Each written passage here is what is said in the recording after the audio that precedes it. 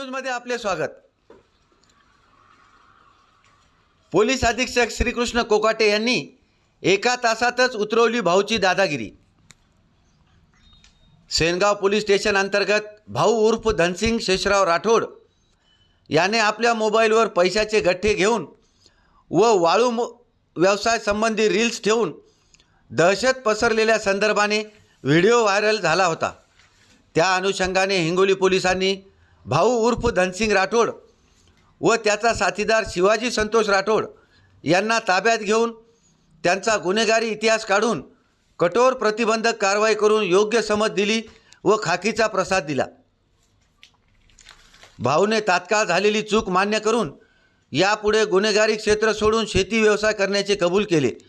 दोघांवरही पोलिसांतर्फे कठोर प्रतिबंधक कारवाई करण्यात आलेली आहे।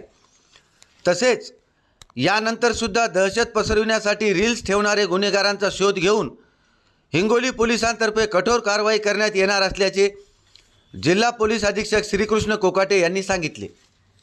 A7 न्यूजसाठी अनिस अहमद, हिंगोली। राठोड, मी हिंगोली पोलिसने मला सूचना दिली,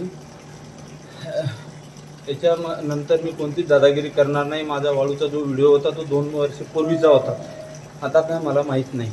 आणि हे झाल्यानंतर मी सर्व माझं जे काम आहे मी सोडून देईन।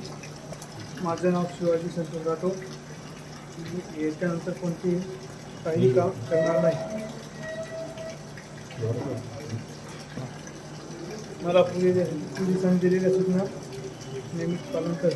याच्यानंतर